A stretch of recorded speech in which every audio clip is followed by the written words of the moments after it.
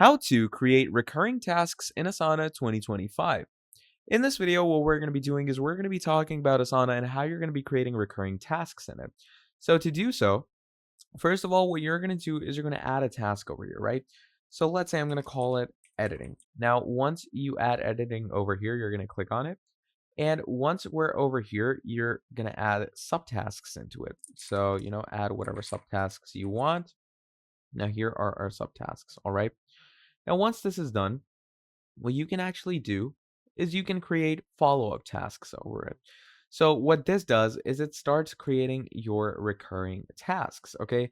That's the best part about it. And, adding subtasks or going ahead and, creating follow-up tasks creates different subtasks out of this, which constitutes the whole working of a proper, recurring task.